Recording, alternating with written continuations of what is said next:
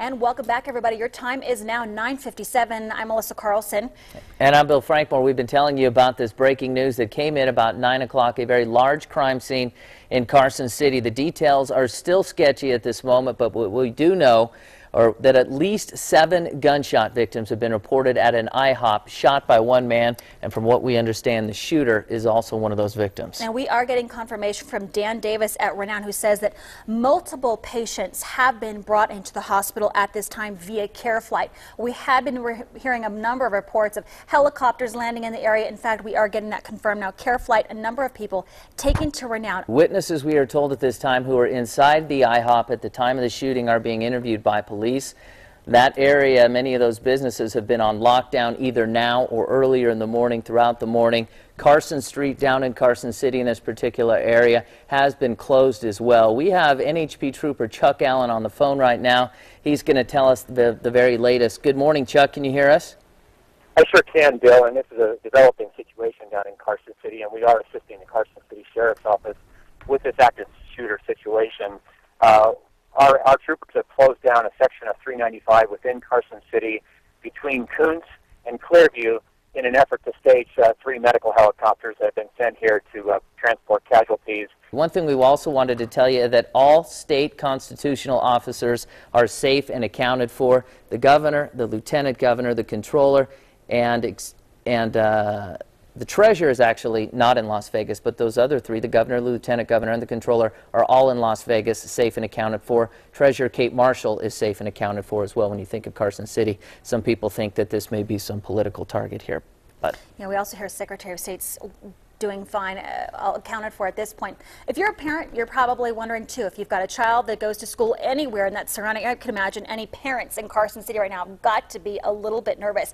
At this point, we have not heard anything from the school district saying lockdown. So parents, if you're listening to this, let's say maybe online or at home at this point, we're not hearing that there's a concern for schools. So, but anything is viable to change at this point, so yeah. Keep with us, of course, with the latest information. Right now we have Ray on the phone.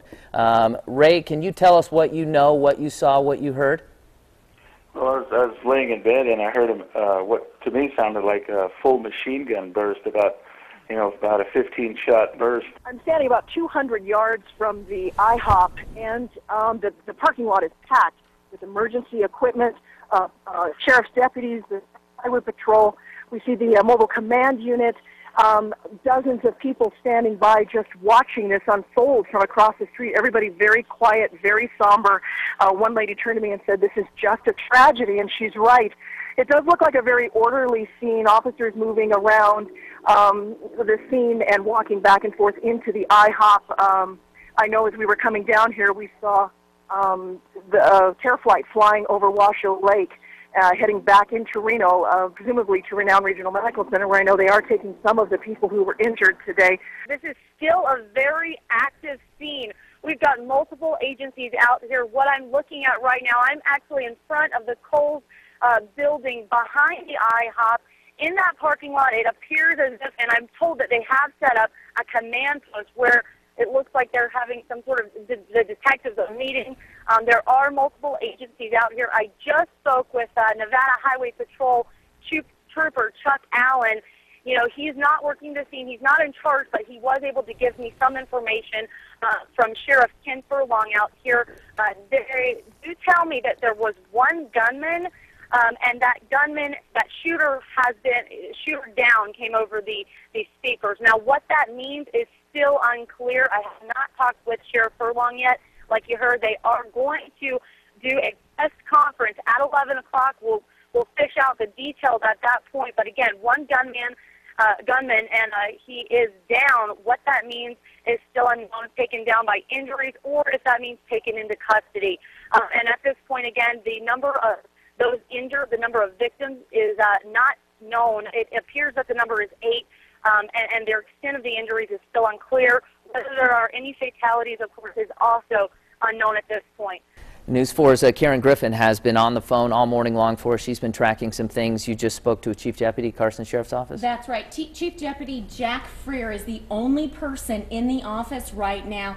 Everybody else out on that scene this morning, working that crime scene right now. What he is telling me, he actually went through the entire log with me, the entire log of what happened, start to nearly finish. Wow. Of what he was getting, all those calls coming in. He tells me that at 8:58 they got the very first call in this case. It was from 3883, which is the IHOP on Carson Street. It was a subject with a weapon inside the IHOP. Then at 9 a.m. they got a second call. 5 to 6 people shot with the subject running from the restaurant. At 9:03 they were told at least 5 people were down. By 9:06 they got a call saying the shooter was outside that IHOP building. Now this is where it gets a little bit confusing, because right after that I'm told by Chief Freer that the coroner was called to the scene, and at this point it's not clear why the coroner was paged to the scene. Unknown whether what he tells me is unknown whether the suspect was shot by an officer or whether he shot himself. But he was shot outside that IHOP. Now, we're also told a 4th helicopter plus ground ambulances, so 4 total helicopters plus ground ambulances sent to that scene. Total victims at this point still unclear. We're hearing as few as 7. We're hearing as many as 10. David McGrath Schwartz with the Las Vegas Sun. He is actually the Capitol reporter in Carson City, even though he's a Las Vegas Sun reporter. He's now reporting that the Nevada Capitol, the governor's office, and the Supreme Court all closed to the public right now. Now, mind you, that's about 2.5 miles from the area of the shooting. So obviously this is done as a precaution. Bill, we're here at the scene of the shooting at Eagle Station Road, just at the corner of Carson Street. Let me get out of the way and show you what we're seeing here, what we've been seeing for about the last 45 minutes. That is the IHOP. That is where the shootings were first reported this morning. Our photographers have taken pictures of bullet holes in the walls of that IHOP, and one photographer, Chuck King, also spotted a figure on the ground draped in white. He believes it is a fatality lying in front of the IHOP restaurant. That's on the Carson Street side. You can see traffic is now moving in that direction. All through the rest of the parking lot, you see a tremendous number of law enforcement vehicles, a command post, and a number of law enforcement officers all massing there. We've been seeing them meeting periodically with crime scene technicians, investigators, and etc. You can see that their area is gated off. We are getting ready to hear a media briefing at 11 o'clock, but until then, we have been speaking with a number of witnesses here at the scene, people who have gathered here, not accustomed to this kind of violence in Carson City for sure. I did speak with one lady who is a nurse at Carson Tahoe Hospital. She lives about 2 blocks away, just finished working a 12-hour shift, heard the commotion, came over here, saw all of the police massing, and called the hospital to see if she was needed to come back. We know some of the casualties have been taken there. Another lady who works in an office right here across the street said she was sitting at her desk and heard gunshots, thought they sounded like a machine gun, maybe a large firecracker. She said the next thing she saw was a young man dressed in red and black, obviously a worker from the IHOP, go flying past her door and hiding behind a pillar in front of her office. She said she ran to the door. He didn't say anything. He simply looked terrified. She called her husband. He said, lock the door and get away from the windows. She did that. She says she is still shaken, and she did look very upset. We do have some video, though, I understand, of Care Flight, who was obviously had been taking some victims to area hospitals, landing, it looks like right there, that's Renown, if I'm correct. That is Renown Hospital, obviously with some, if not one, maybe 2 victims inside, but obviously Renown playing a big part in all of this as the morning has gone through. We want to go now to David McGrath Schwartz. He's a Sun Capitol reporter. He was in the Capitol this morning when all of this happened. David, what can you tell us? Good morning. Hey, good morning. So I was here and they locked down the Capitol, the Supreme Court, the Nevada legislature briefly as a precautionary measure. Most of the state officers were down south in in Las Vegas working today, but, you know, obviously for precautionary measures, they closed down the buildings. Could you hear anything, David, where you were at this morning? You know, I live a couple blocks away, and I was taking my two oldest children to school. My wife was at home. She heard the gunshots, you know, sounded like a rapid-fire burst, and then said to herself that this is Carson City, it couldn't be gunshots, and kind of went on her day until she heard the news. And we're going to go ahead and go live to that briefing. Furlong, it's F-U-R-L-O-N-G with the Carson City Sheriff's Office. You guys about ready? Okay. At 8:58 this morning, Carson City Dispatch received a report of automatic gunfire at the IHOP here, the International House of Pancakes. It was reported that 5 to 6 people had been shot at that point in time. Within moments, we had seen units on scene here. The suspect that was identified by the original callers had already self-inflicted a wound and was lying in the parking lot.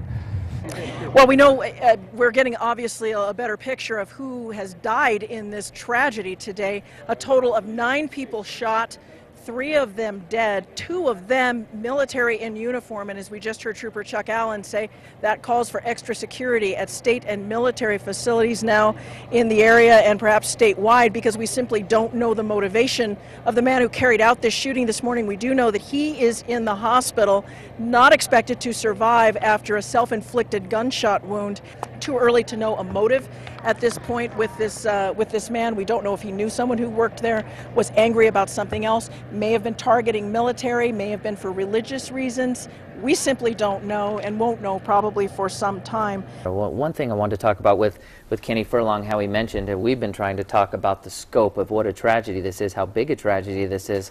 The last time that there was a multiple shooting in Carson City was 4 years ago, according to Sheriff Furlong, and that was a husband and wife domestic dispute. So we're talking about something where at least 3 people have already been killed, 7 others if you include the suspect are in surgery right now fighting for their lives. So what a huge tragedy that this city has not seen, at least in recent memory. Alrighty, thank you so much for that, Vicki. And we do have to tell you right now that the Associated Press is now reporting that the gunman, the man responsible for this carnage in Carson City, has died from his injuries, succumbed from his injuries. According to police reports, investigators, he ran after shooting into the IHOP restaurant, shooting 5 or 6 people there. He went into the parking lot, shot himself in the head. Now, in between, either before he went to the IHOP or in between, obviously, the time he shot himself and exited the IHOP, he also shot a man on a motorcycle, also shot into a barbecue restaurant and an H&R Block office. But that suspect, we are told, is now dead, and unfortunately, so many answers to this tragedy is going to the grave with him. Good afternoon, Bill. I actually just spoke with Nevada's National Guard Public Information Officer, April Conway. She also said that right now, all of Northern Nevada's military members are on heightened security. The National Guard facilities in all Northern Nevada, so that's Stead, Reno, Carson City, Fallon, Yerington, those military facilities are on heightened security. That just means that everyone is being very vigilant, keeping a good eye on it. Again, we have been told that this location was the only location in question, and surrounding areas were not in harm's way. And what you're looking at now, that is video from Fandango, the casino that's down there, Casino Fandango. What looks like to be shots on the side of the building. This would not be strange. We had been hearing reports that other buildings in the area had gunshot wounds headed towards their direction. That includes Locals Barbecue and H&R Block. Now, as we see here, Casino Fandango, also obviously a gunshot to the side of the building there. Hey guys, at this point we've been able to talk with about 15 of those 100+ witnesses, and there is some new information to come out of all of that.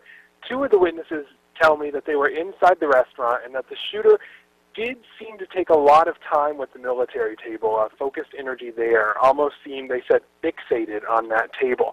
We don't know if that's because they were in the military or why, but those 2 witnesses do report that there was a special focus on that table at the moment. We are going to be following everything from beginning to finish on this story. We're going to be at that news conference live at 3 o'clock. Thank you so much for joining us. This is one of those days. Take some time to hug your loved ones and say hello to those that you'd like to before something like this could happen. Pretty tragic. We'll be back at 3 with a live report.